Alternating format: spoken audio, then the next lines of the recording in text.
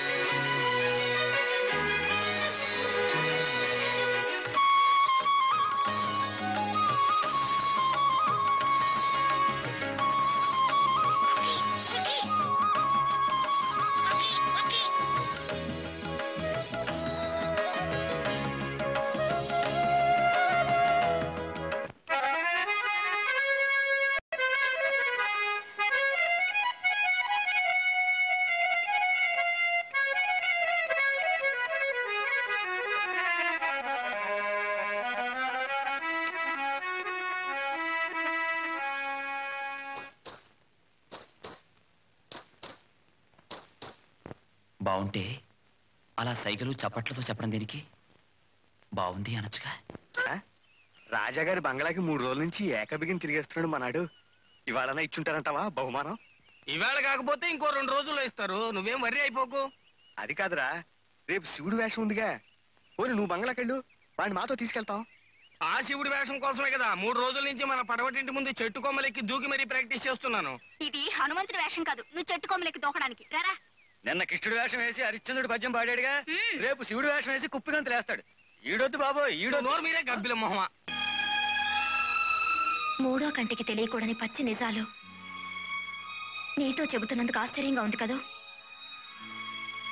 ఈ చీకటి గోడల మధ్య బ్రతుకుతున్న నేను నా జీవితంలో మనసు నోరు విప్పి మాట్లాడుతున్నది ఈ రోజే.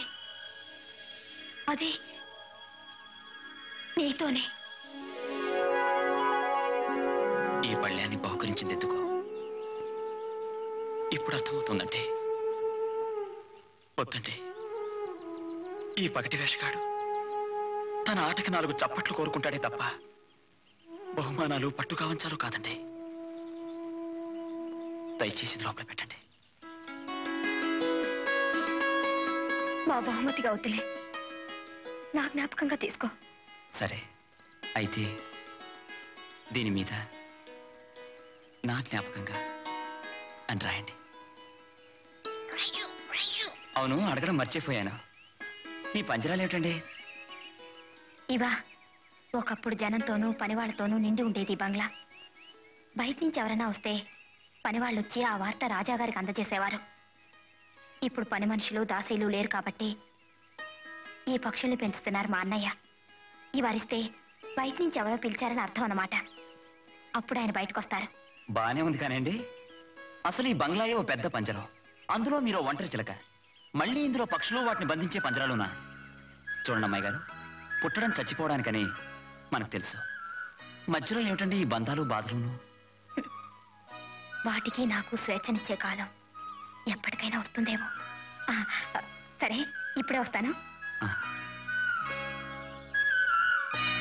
కాలం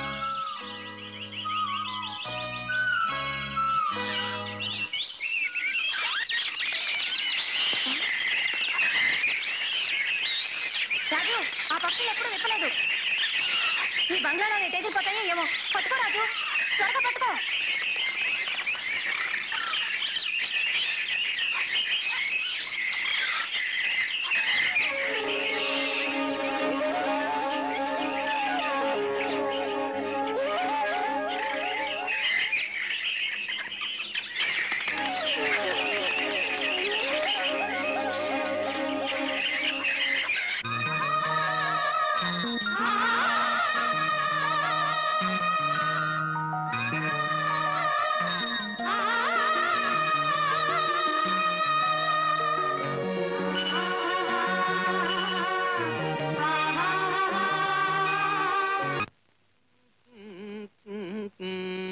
పొద్దుపోయి పెట్టావేంట్రా ఈ దుకాణం?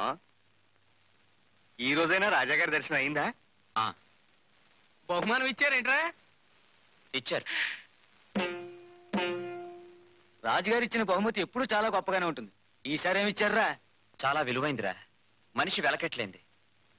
ఇదిగా నీ పైత్యానికి మేము ఇక్కడ ఉక్కిరి బిక్కిరి అయితే వస్తున్నాం కానీ అదేదో చూపించరా త్వరగా. అది ఎవ్వరికీ చూపించను, వివరాలు అడిగినా చెప్పను. బహుమానం అంటే అదేమన్నా చద్దాను అనుకున్నావేంటి? నువ్వు అక్కడవే బొక్కేయడానికి మాకు వాటాలుంటాయి. అతిగా పేలకు, అది నా సొంతం అంతే. ఏంట్రా పేలాప నాదా నీదా? రేయ్, అర్థమైందిరా, అర్థమైంది. డబ్బు మొత్తం నువ్వు ఒక్కడివి కొట్టేసి జుత్తు కత్తిరించుకుని రేయ్ నీ పథకం అర్థమైందిరా. నిన్ను ఏం చేస్తావు? నన్ను ఈ జట్టు నుంచి విలయిస్తావు అంతేనా? ఆ నిర్ణయం నేనే తీసుకున్నాను. ఈ రోజు నుంచి నా కాలి గజ్జె కట్టను. ముందు ఆ బహుమానం అక్కడ పెట్టరా. ఆ తర్వాత నువ్వు కాలి గజ్జె కట్టకపోయినా నీ ఒంటి మీద బట్ట కట్టకపోయినా నాకే అభ్యంతరం లేదు. రేయ్ నిన్ను